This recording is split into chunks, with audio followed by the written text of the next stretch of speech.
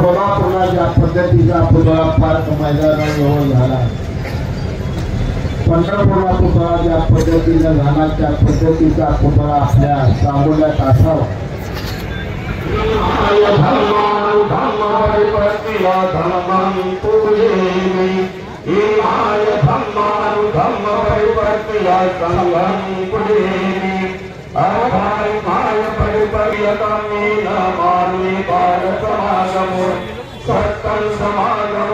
साढ़े 3-4 लाख लोकसंख्येसाठी स्वाभिमानाचा अभिमानाचा दिवस।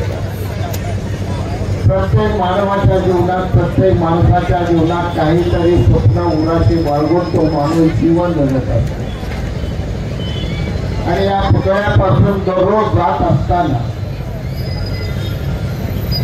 मला नेहमी वाटायला की सोलापूरला ज्या पद्धतीचा पुतळा पार्क मैदानाजवळ झाला, पंढरपूरला पुतळा ज्या पद्धतीने झाला त्या पद्धतीचा पुतळा आपल्या सांगोल्यात असावा। आणि त्या दिशेनं तानाजी बापूजी या ठिकाणी सातत्यानं संपर्कात होतो। आता अनेक दिवस गेले, बडगुल गेला, सूरज गेला, चळवळीतले अनेक कार्यकर्ते आपल्याबरोबर आज नाही त्या ठिकाणी। फक्त आपल्या सर्वांच्या प्रेमातून, आपल्या सर्वांच्या कष्टातून आज हा भरभर दिवस आपल्या सर्वांच्या भाग्यात आला। आणि आपण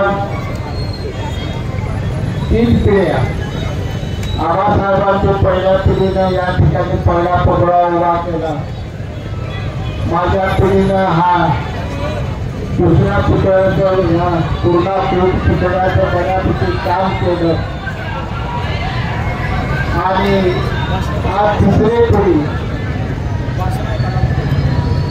आपले आमदार डॉक्टर बाबासाहेब देशमुखांच्या रूपाने या पुतळ्यासाठी पुन्हा काम करताना भविष्यात आम्हाला सर्वांना दिसतो।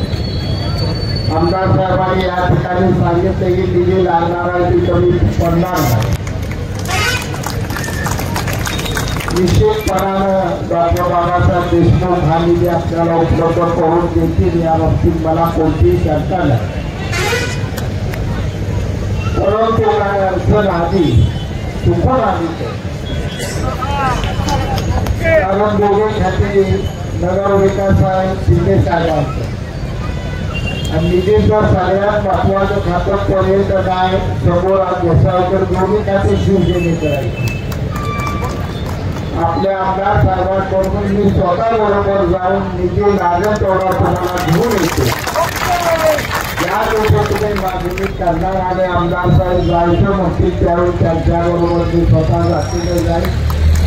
आपलं हे स्वप्न आहे सगळं, हे भव्य दिव्य स्वप्न साकार करण्यासाठी पैसा ही अडचण अजिबात येणार नाही एवढा आम्हा दोघांच्या माझ्या वतीनं बाबासाहेबांच्या वतीने मी शब्द तुम्हाला देतो की तुमच्या मनातलं जे शिल्प आहे ते सगळं पूर्ण करेपर्यंत प्रत्येक गोष्टीला पैसा या ठिकाणी निश्चितपणानं आपण मिळवू आणि चांगला असं सुंदर या ठिकाणी जाता जाता दर्शन माणूस थांबला पाहिजे। नागपूरला कोणाला जाणार त्या गाडी थांबली पाहिजे, 2 मिनिटं उतरून त्यानं बघितलं पाहिजे। एवढं हे सगळं सुंदर आपल्याला बनवायचं आहे, त्यासाठी आपण सर्वजण मिळून प्रयत्न करू।